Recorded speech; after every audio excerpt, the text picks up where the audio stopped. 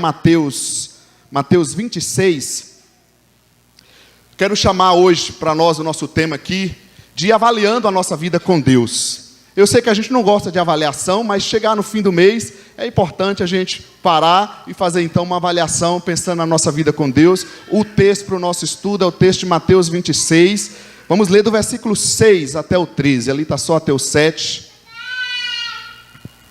Ok? Acharam aí Mateus 26, do versículo 6 até o 13. Enquanto isso, já prepara para nós o vídeo. Se ele não estiver entrando direto, coloca ele por fora dentro da pasta aí. 2 cliques que é para ir. Mateus 26, do 6 ao 13, diz assim. Obrigado. Estando Jesus em Betânia, na casa de Simão, o leproso, aproximou-se dele uma mulher com um frasco de alabastro, contendo um perfume muito caro. Ela o derramou sobre a cabeça de Jesus, quando ele se encontrava reclinado à mesa. Os discípulos, ao verem isso, ficaram indignados e perguntaram: por que este desperdício? Este perfume poderia ser vendido por alto preço e o dinheiro dado aos pobres. Percebendo isso, Jesus lhe disse: por que vocês estão perturbando essa mulher? Ela praticou uma boa ação para comigo. Pois os pobres vocês sempre terão consigo, mas a mim vocês nem sempre terão. Quando derramou este perfume sobre o meu corpo, ela o fez a fim de me preparar para o sepultamento. Eu asseguro que em qualquer lugar do mundo inteiro, onde este evangelho for anunciado, também o que ela fez será contado em sua memória. Que tipo de igreja queremos ser? Né? Como é que as pessoas se chegam a este lugar? Como é que elas se sentem? Eu espero que na pregação ninguém fique assim, né? Como ele ali, procurando algum jeito de tentar acordar, porque não encaixa. O que você vê? É uma crítica, né, de alguém de fora, mas é interessante para a gente pensar. Nós precisamos pensar o tipo de adoração que nós estamos oferecendo, desde o estacionamento, quando a pessoa chega, se nós nos preocupamos em ter um espaço, em atender a pessoa que chega. O que você vê naquela pequena comunidade? Apenas alguns idosos, já não tem mais criança, não tem jovens, não tem nem jovens adultos, né? E é o que tem acontecido em muitos contextos. Por quê? Talvez porque não está preocupando mais com as outras faixas etárias. E ali você tem um modelo de adoração, né, que as pessoas não estão se sentindo acolhidas. Até um barulho de bala já está fazendo incômodo. Então, que presença de Deus é essa, dessa forma, né, que está acontecendo isso? Vamos lá, então. Eu quero, então, avaliando a nossa adoração, eu quero trazer 3 princípios para nós. O primeiro deles, eu vou chamar aqui de descobertas. Estão trazendo a nossa atenção? Eu vou dizer que seu interesse por Deus é visto na sua busca e participação. E o texto para isso, no versículo 7, que nós lemos, fala que aquela mulher aproximou-se dele, Jesus. Aproximou-se de Jesus aquela mulher. E aí, parece simples isso, não é? Que simples, mas veja bem, que ali estavam os 12 discípulos que andavam com Jesus, correto? Os 12 discípulos estavam ali naquela sala também. Mas precisou uma mulher, uma seguidora, que nem era contada no grupo dos discípulos, aparecer lá para fazer algo diferente. Tinha que ser uma mulher, né, mulheres? Os homens, não... será que vai ter algum lugarzinho no céu para esses homens? Porque, gente, 12 discípulos andando com Jesus, e os cabras, nenhum tem um pingo de atitude de adoração com Jesus, mas lá vem uma seguidora e se aproxima e se joga aos pés do Senhor. Isso tem algo a nos dizer. Isso tem algo a nos dizer. O nosso interesse por Deus de fato, como é que ele está sendo demonstrado? Amém, eu estou buscando, eu estou no culto, estou na célula, estou fazendo um estudo. Mas, gente, a nossa busca, nos colocar diante do Senhor em adoração verdadeiramente. Não apenas assistir uma reunião, porque isso é impossível. Culto é cultuar, é algo que eu ofereço, é algo que eu faço a Deus, eu não assisto.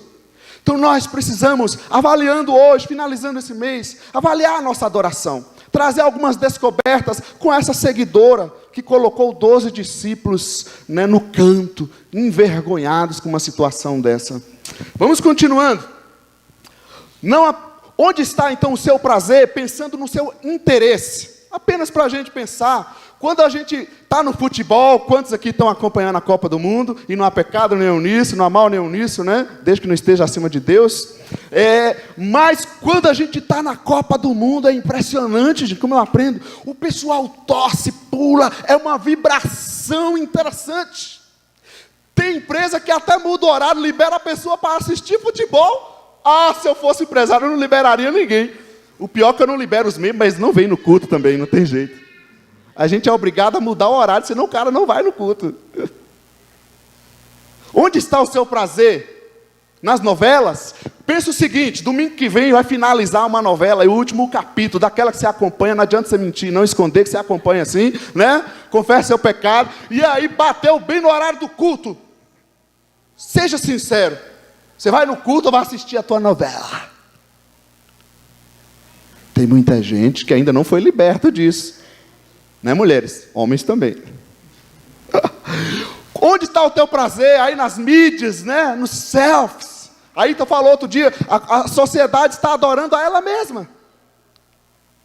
Faz parte da nossa cultura, nós usamos a tecnologia, mas é impressionante que parece que nós estamos vivendo uma vida virtual. Será que o nosso prazer está todo ali? Deus está abaixo, inclusive, desse mundo virtual. Ou então, quando você vai tirar aquelas férias e vai viajar, ou até aquele fim de semana prolongado, gente, a alegria do cristão é impressionante. Parece que o Espírito Santo está movendo o poder, o fogo do alto na vida dele, porque ele nunca ficou tão feliz na presença de Deus como na hora que ele está lá na viagem dele. Onde está o seu prazer? Quem sabe no dinheiro? São os filhos do tio Patinhas de hoje em dia. Tendo dinheiro está tudo bem. Não importa se a família se perde, se a saúde se perde, se Deus fica em 10º lugar, o importante é o dinheiro. Onde está o seu prazer? Quem sabe também nessa vida de orgias, de vícios, de baladas. Eu já falei isso várias vezes, é impressionante o prazer das pessoas que eles demonstram. Significa que eu posso estar com o meu coração exatamente ali. Eu contei um exemplo de manhã, que certa vez estava num local com algumas pessoas, de férias, e ali começou a tocar uma música num palco de lá, e aí aqueles cristãos, adoradores do Senhor, começou a se remexer, se revirar. Não vou fazer o gesto que eles fizeram, porque o negócio lá é meio complicado, e nós não ficamos lá posicionados. E aí a pessoa fala assim, mas espera aí, vocês não são tão modernos? Falei, depende do que significa ser moderno para você. Dançar esse tipo de coisa que você está tocando aí. Seu corpo não era o templo do Espírito Santo? Mas isso revela o quê?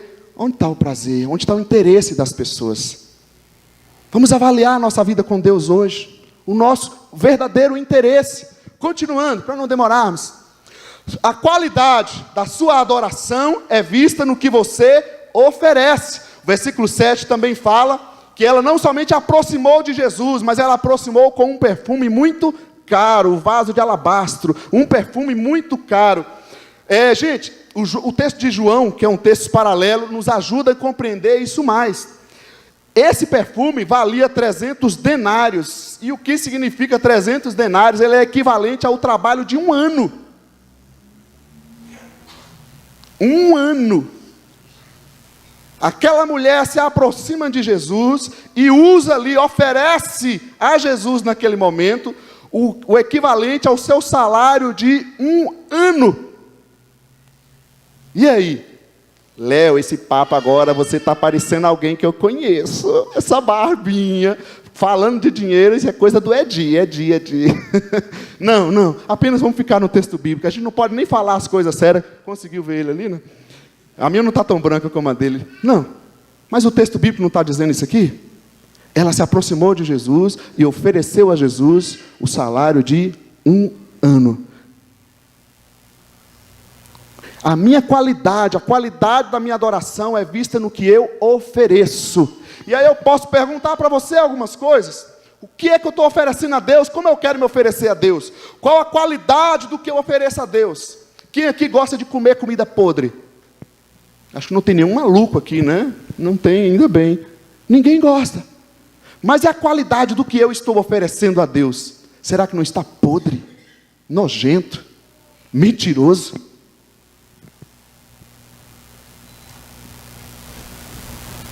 qualidade da minha vida que eu ofereço a Deus, será que não está assim como essa banana? E às vezes a gente até diz, é para Deus, né? Tem gente que pensa que a igreja é tipo um lixão, né? Que falta lixão hoje na cidade, nos lugares. Aí você tem um negócio lá que não presta, vai fazer uma doação. Aí ele pega aqui que não presta, que ele não quer, e aí ele quer doar. Não, se não presta, joga no lixo, não é para doar. É a qualidade do que eu estou oferecendo a Deus. Como que eu quero me oferecer a Deus? Com os meus atrasos? Logo hoje que eu atrasei, eu sei que foi por um motivo sincero, real. Fica tranquilo, não é isso que eu quero dizer. Mas ninguém vive atrasando no seu trabalho. Ninguém vive faltando no seu trabalho. Mas com Deus a gente falta à vontade. Não tem problema, né? Deus gosta de aceitar todas essas coisas. Tudo que não presta, Ele gosta de aceitar. É assim? Esse silêncio. Qual a qualidade que eu estou oferecendo? Como eu quero me oferecer a Deus? Com minha desorganização?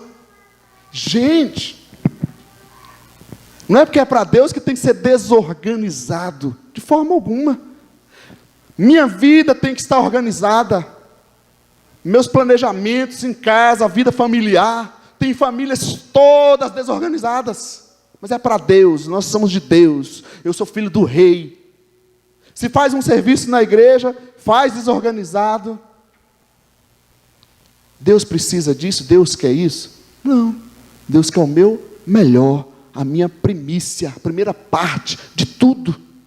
E também nas finanças, sim. Quer que Deus abençoe, mas ele nunca acha que Deus é responsável pela bênção na vida dele. Tem algo a nos dizer, queridos? Como é que eu quero me oferecer a Deus? Quem sabe com o meu orgulho, com a minha dureza de coração, se é chamado a atenção, se é orientado, se alguém erra, porque pessoas também erram com a gente, e aí você faz o quê? Endurece teu coração, fala mal, critica, quer bater. É esse tipo de coração que eu estou me oferecendo a Deus?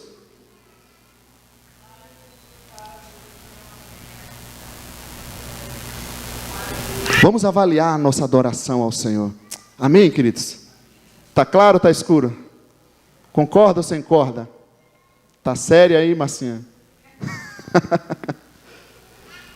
O seu interesse é visto na sua busca, a qualidade é visto no que você oferece ao Senhor. Reveja o que você tem oferecido ao Senhor. Se não está pronto para oferecer, não ofereça. Ninguém é obrigado a isso. Vamos continuando. Mais descobertas na nossa avaliação. A autenticidade da sua adoração é vista na sua atitude. Aquela mulher não somente se aproximou de Jesus, não somente com um perfume caro, mas ela o derramou. Não adiantaria nada ela estar ali diante de Jesus, com aquele perfume caríssimo, e dizer, olha aqui, Senhor, que coisa maravilhosa, o meu desejo é te entregar. Eu te entregarei, Senhor. Tem até algumas músicas que cantam muito assim, né? Eu te entregarei, Senhor, mas nunca faz. Eu te adorarei, Senhor, mas nunca faz. Eu te servirei, Senhor, mas nunca faz.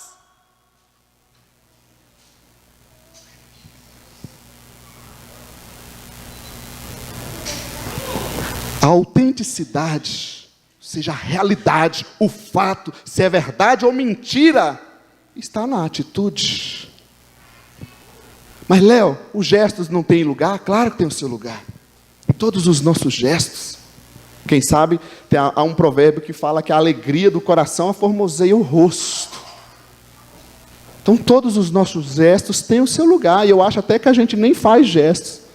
A gente é muito igual aquela igreja ali, né? Todo mundo assim, não? Nem faz, nem deixa o outro fazer, inclusive. Os gestos têm o seu lugar. As palavras têm o seu lugar, com toda certeza. Vamos ver mais à frente alguns detalhes. Mas a pergunta é, o que você faz? Qual a atitude?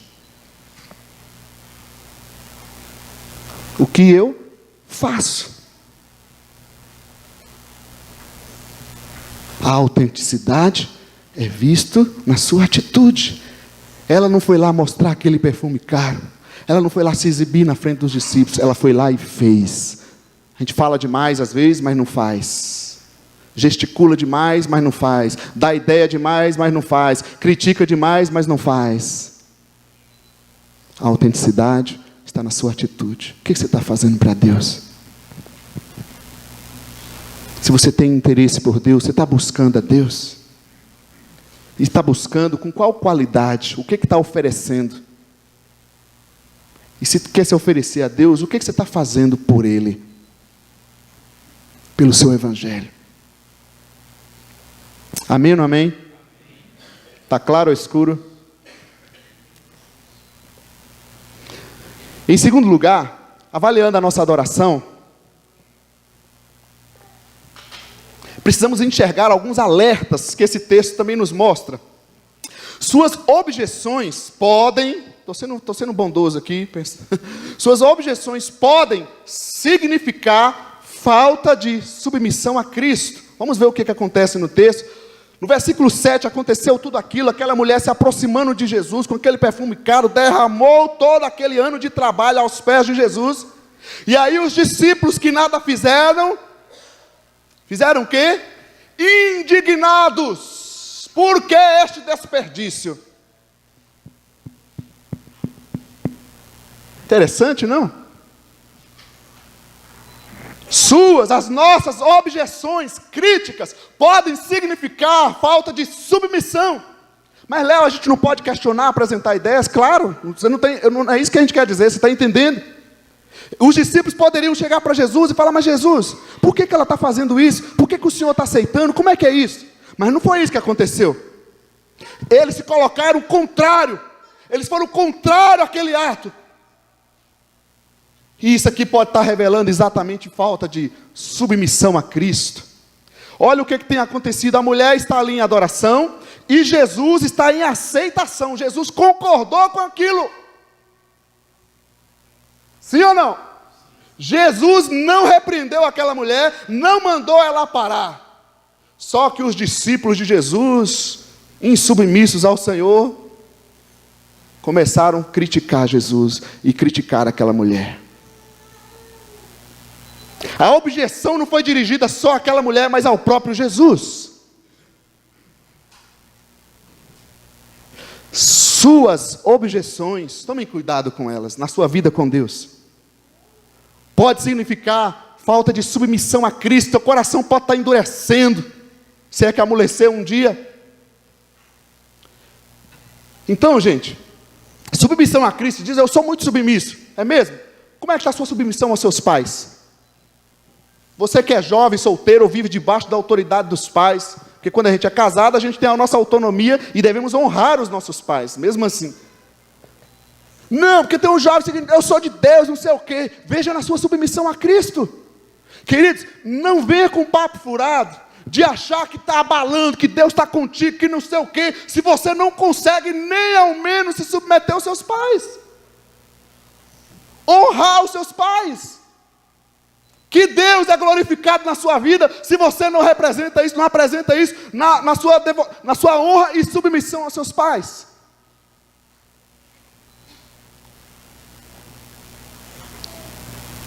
Mas não somente aos pais, aos líderes também. E lá na empresa, como é que as pessoas te veem? Uma carne de pescoço?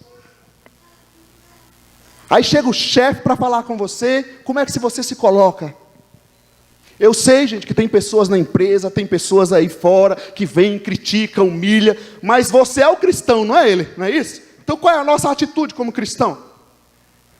Pessoas nas empresas insubmissos, rebeldes dentro das empresas, e depois quer que Deus vai abençoar a tua vida profissional. Como? Como que a gente vê isso, querido? Se a gente vê nos pais, a gente vê dentro da igreja, pessoas que são insubmissas, não se submetem a líder nenhum, e não é líder também. Sua insubmissão pode estar se referindo a uma insubmissão ao próprio Cristo. Não é a mim, não é ao líder da célula, do ministério, de qualquer atividade, um obreiro. Antes de tudo é a Cristo. Mas a submissão ela é vista, inclusive na Bíblia, inclusive uns aos outros. Olha que lindo. Ser cristão, gente, não é fácil como comunidade, não é verdade? Quem aqui na sua família Você ama sua família, sua mulher, essa coisinha fofa, você, esse homem de Deus fofo, maravilhoso, seus filhos. Mas quem nunca na sua família teve uma contenda sequer, um desentendimento, ou às vezes até umas palavras meio grossas? Alguém aqui nunca aconteceu isso dentro de casa? Mas você, peraí, você vai lá e revê, não é isso? Porque é a tua casa, é a tua família. Nossa submissão a Cristo precisa ser vista na submissão uns aos outros. Amém ou não amém? São alertas para a nossa vida, querido. Não brinca, não brinca. E aí tem gente que vai além. Ele começa a questionar a Escritura Sagrada. Porque a Bíblia, que não sei o quê, que blá, blá, blá. Eu não vou nem dar exemplos de coisas que eu já ouvi, que são terríveis. Você já começa a questionar a palavra de Deus. Daqui a pouco você começa a questionar que Cristo é o caminho, é a verdade e a vida, como diz a palavra de Deus. Suas objeções pode significar falta de submissão a Cristo. Daqui a pouco você começa a questionar a graça. Não, porque eu tenho que fazer alguma coisa para ser salvo, que o negócio é ser salvo pela graça. Mas a palavra de Deus diz, mas enfim, né? Já questionou a palavra de Deus, daqui a pouco questiona a graça. Daqui a pouco começa a questionar a fé. Não, o negócio é ser salvo pela fé, nada disso. E esses são princípios, bases da nossa reforma, da reforma protestante, inclusive. Daqui a pouco começa a se achar o bambambam. Olha, Deus, eu sou demais. E eu quero te falar, a glória a Deus não divide com ninguém. Você pode ser o melhor homem do mundo, a melhor mulher do mundo, a atividade mais valiosa, a glória só é de Deus. Quando eu quero glória para mim, você vai cair, meu irmão. São alertas para a nossa vida com Deus. Tome cuidado com as objeções que você tem feito dentro da adoração.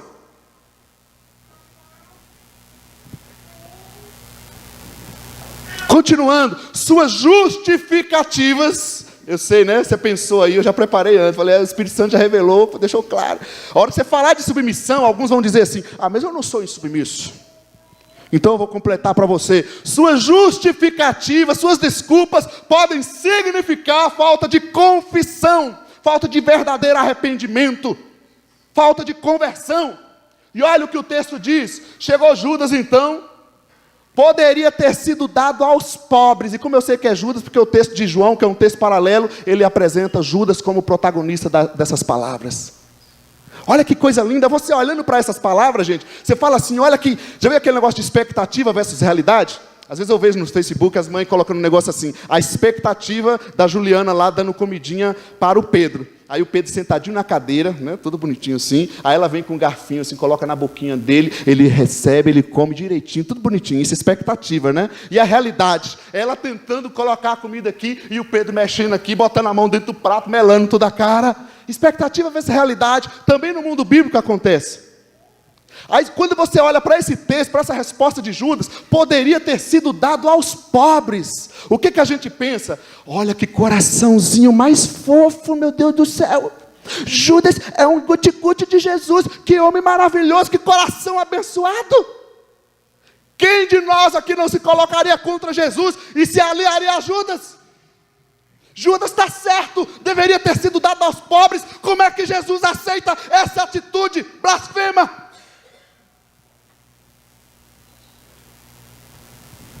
Essa é a expectativa, mas a realidade não é essa. A realidade é que por trás disso aqui havia um coração maligno, que não se confessou diante de Deus, que não se arrependeu. Por que isso, Léo? O texto de João, paralelo, nos dá algumas bases. João 12:6. Ele não falou isso não pelo cuidado aos pobres, mas porque era por trás das justificativas, dessas desculpas, pode ter algo maligno, carnal, atingindo a sua vida, te destruindo, te afastando de Deus.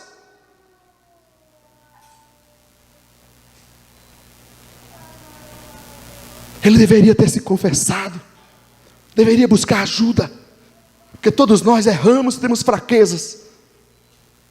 Mas quando você vive as suas justificativas, desculpas, colocando elas num lugar de se arrepender, é porque está faltando confissão, arrependimento.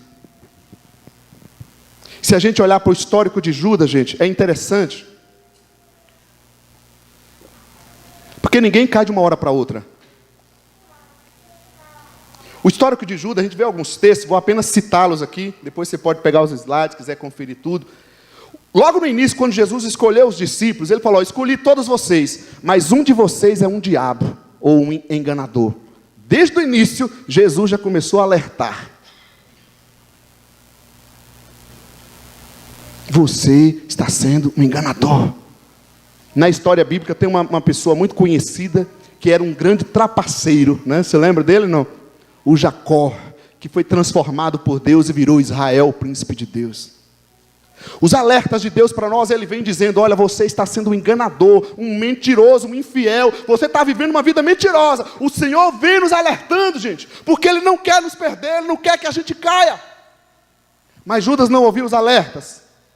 Ele não queria se confessar, ele não queria se arrepender, ele não queria mudar de vida, ele não queria adorar Jesus. E aí o que vai acontecendo? Você olha no histórico dele, agora no capítulo 12 já de João, o texto mostra, que é o texto que nós estamos estudando hoje, mostra que ele era um ladrão. Foi por isso que ele deu aquela opção lá, de pegar o dinheiro e dar aos pobres, porque ele queria pegar o dinheiro. De um enganador, uma pessoa que estava com o coração corrompido, ele começou a fazer, ele começou a roubar. Aí você diz: mas eu não roubo. Quem sabe você não rouba o dinheiro, mas você rouba no tempo, você rouba na tua qualidade com Deus, você rouba na tua fidelidade com Deus, e não somente rouba, mas vive a mentira, vive a imoralidade, vive a grosseria com seus familiares, com a insubmissão.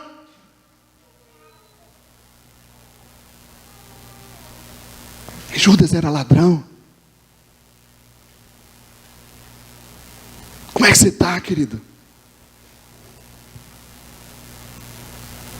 De enganador, mentiroso, daquele pecadinho. Você vai começar a fazer coisas terríveis, se você continuar não observando os alertas que Deus te dá. Aí o histórico de Judas continua, no capítulo 12, ainda versículo 3, o texto diz que o diabo põe uma ideia na cabeça de Judas para atrair Jesus. Começou a colocar ideia na cabeça. Olha só como vai acontecendo as coisas. Aquele caráter não trabalhado pode te levar a tomar atitudes erradas, complicadas. E se você continuar, vai começar a aparecendo mais ideias terríveis, ao ponto de chegar: eu vou trair o mestre. Qual ideias que o diabo muitas vezes está lançando na sua cabeça, se você já está nesse terceiro estágio?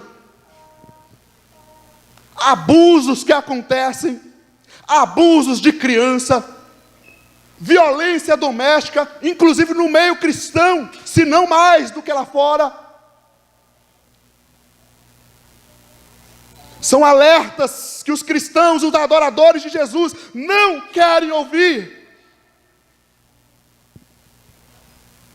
E o histórico de Judas continua, capítulo em Lucas 22, 2-6, e o diabo entrou nele e ele foi lá atrair Jesus. O texto diz claramente: o diabo entrou nele. Antes era uma ideia, que já estava avançado o estágio. Agora o diabo entrou nele, ele foi lá e traiu Jesus.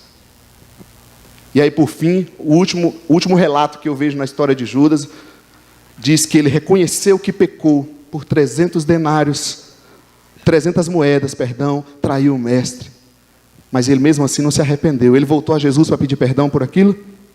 Ele preferiu ir lá e se enforcar. É isso que faz os covardes, aqueles que não têm coragem de arrepender dos seus pecados. Eles preferem se matar, eles preferem fugir, eles preferem sumir do que aparecer, mostrar a cara e confessar.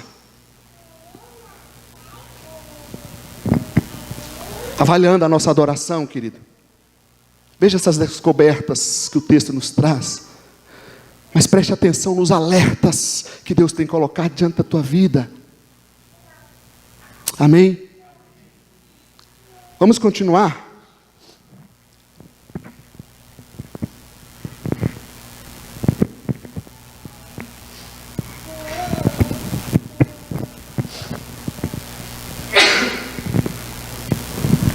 Vamos acabar com coisa boa?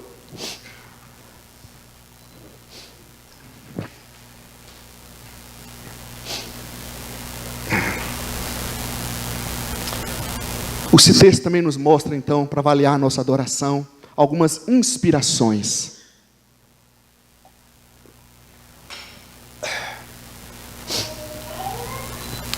Não deixe de buscar a Deus por causa dos que não estão em Cristo. Não deixe de buscar, não deixe de adorar. Olha o que a gente vê nesse texto. Os discípulos começaram ali a perturbar aquela mulher pelo que ela estava fazendo. Não é interessante, gente? Mas ainda bem que aquela mulher não deu ousadia para aqueles discípulos incrédulos. Quem sabe a gente vem às vezes no culto, querido, e a gente fica com medo de ajoelhar, com medo de levantar a mão, de gritar glória a Deus, ou de ficar sentado, como quiser. Não deixe de buscar a Deus por causa dos outros. Ah, que fulano está falando isso. Ah, então quer dizer que agora você virou crentinho. As pessoas gostam de criticar, deixa elas criticarem à vontade. Ah, você aprontou, agora está indo para a igreja, né? Eu estou vendo você lá, que engraçadinho, né? Não deixe de buscar a Deus por causa das críticas dos outros, por causa daquilo que os outros estão falando com você, de você. Se preocupe no Senhor, busque ao Senhor, entregue-se ao Senhor. Há um texto, Romanos 1,16, que diz: porque não me envergonho do Evangelho. E por que não me envergonho do Evangelho? Porque é poder de Deus para a salvação de todo o que crê. O que é o Evangelho para a minha vida, para a sua vida? Não deixe de buscar o Senhor. Não deixe de se jogar na presença de Deus, seja no seu dia a dia, em casa, onde estiver. Se as pessoas quiserem falar problema delas, você tem direito de buscar a Deus, de adorar o Senhor, do seu jeito, da sua forma.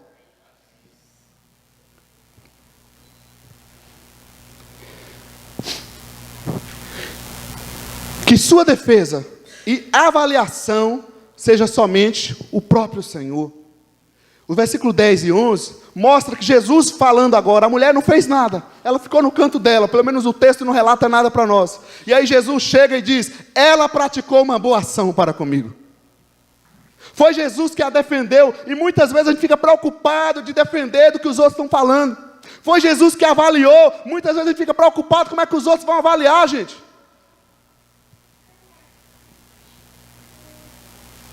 Que sua defesa e avaliação seja o próprio Senhor.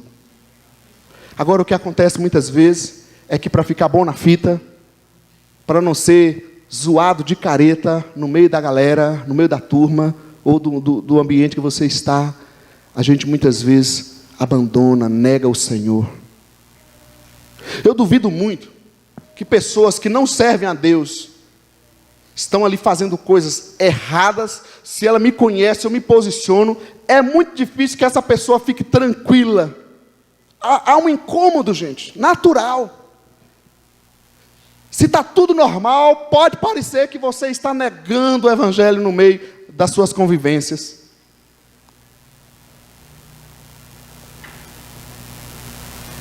Agora, se você é uma pessoa que se posiciona, que não nega o Evangelho no seu dia a dia, para a pessoa gostar de você, é porque ela está tendo algum interesse por Deus. Aproveita e revela para ela o Evangelho, porque ela quer saber mais de Deus.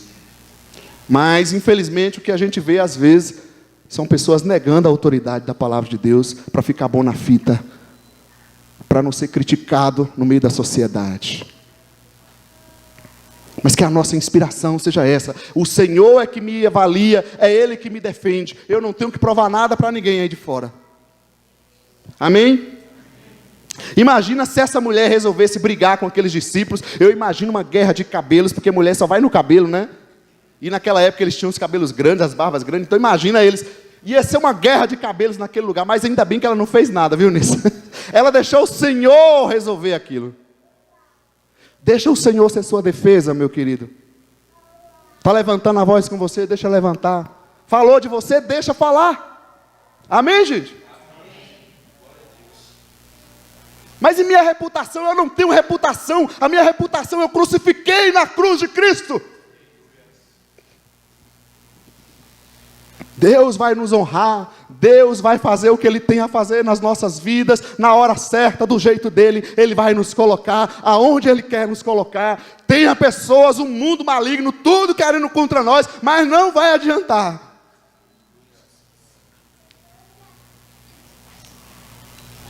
Então, olhando nessas inspirações, além da sua edificação pessoal, Deus pode estar agindo de forma sobrenatural no seu ato de adoração. Olha o que diz o versículo 12 e 13. Ela, Jesus falando, preparou o meu corpo para o sepultamento e o seu ato ficará em memória. É por isso que a gente está lendo isso aqui hoje. Como assim preparou meu corpo para o sepultamento? Acontece que Jesus já estava perto de ir à cruz. Jesus iria morrer. E ninguém tinha preparado, ele não teria tempo de ter o corpo cuidado, de ser feito o embalsamento do seu corpo. E esse ato, essa busca pessoal dessa mulher, não foi somente um ato isolado ali, gente. O texto está mostrando que houve um impacto espiritual nessa atitude. Não foi somente uma edificação pessoal dela. Eu estou aqui adorando a Deus e eu vou sair daqui renovado na presença dEle. Foi muito mais do que isso. Ela foi edificada na presença de Jesus e ela foi usada por Deus para realizar um ato profético na história do Criador, do Salvador do mundo, o Senhor Jesus Cristo.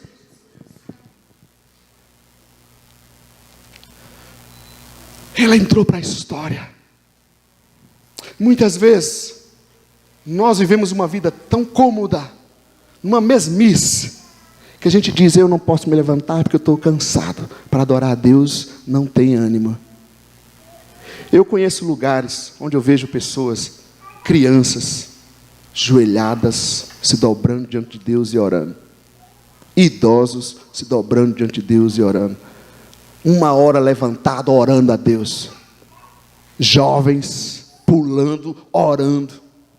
E muitas vezes a gente diz assim, a gente não pode fazer isso porque o jovem não gosta, o jovem só gosta de pular. Se ele só gosta de pular, pode ser porque ele ainda não é cristão. Se ele não gosta do Espírito Santo, é porque o Espírito Santo não está nele.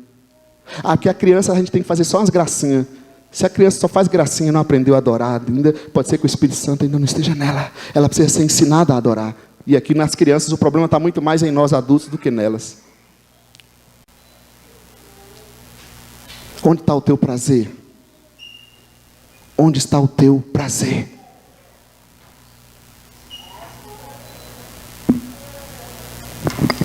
Eu quero mostrar 2 exemplos. E eu acho interessante esses 2 exemplos, se referindo inclusive à música. Nós podemos ler juntos ali, dá para ler? 1, 2, 3.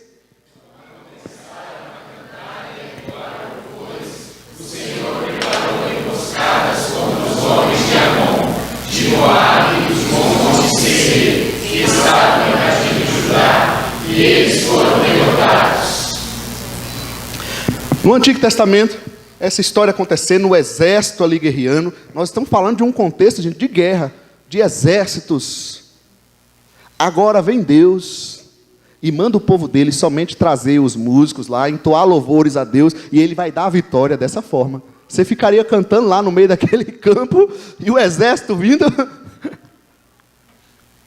Entoe louvores, chame os músicos, todo mundo vai apenas entoar louvores. Não levante espada. E aí? Muita gente não adora nos cânticos, ou porque ela não gosta daquela música, ou porque ela não gosta mesmo de adorar. Ela não aprendeu ainda o valor espiritual que tem essas coisas. A oração que ela faz, você pensa que você está só clamando, está falando ali com Deus, querido. Quando você ora, você interfere no mundo espiritual. Você quebra cadeias, quebra barreiras. O exemplo de Daniel, quando ele está orando, e o anjo demorou, quando chega a resposta para ele, ele fala, eu estou há 21 dias numa batalha para tentar chegar aqui e te dar sua resposta. Mas muitas vezes o que tem acontecido, os crentes, os cristãos são ateus agora, são incrédulos, eles não acreditam mais no poder de Deus, que é manifesto no meio dos louvores, que é manifesto na oração, que é manifesto na declaração que ele faz em nome de Jesus. Quem sabe é por isso que você não declara mais, que você não manifesta, não abre teus lábios, que você não ora pelos teus filhos, não ensina teus filhos.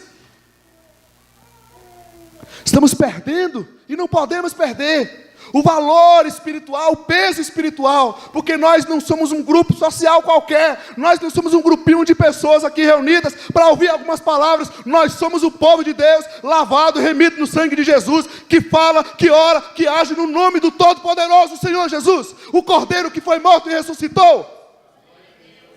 E o que é que nós estamos fazendo diante dos céus, diante desse Deus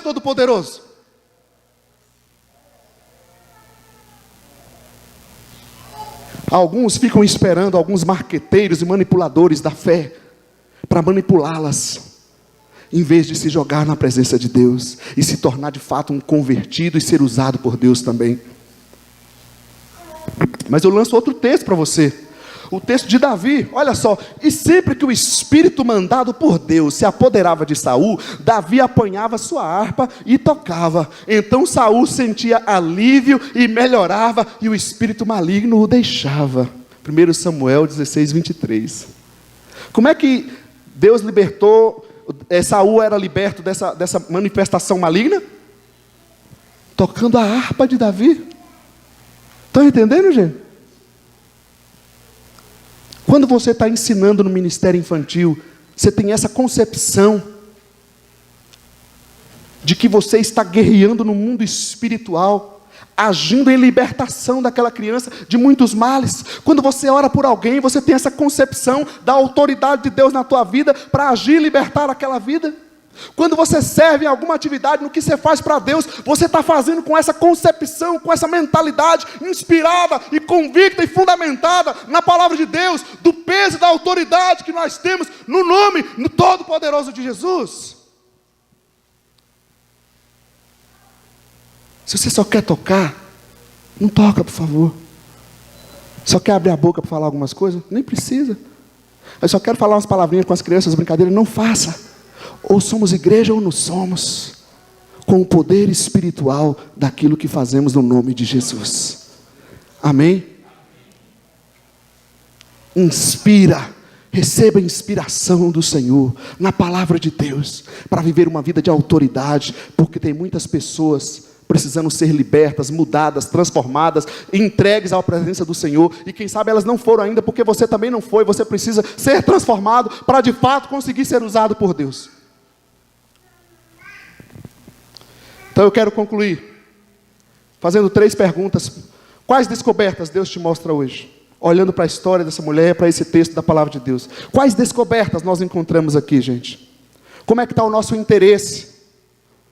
Nossa qualidade no que nós estamos fazendo? Quais alertas o Senhor te faz hoje?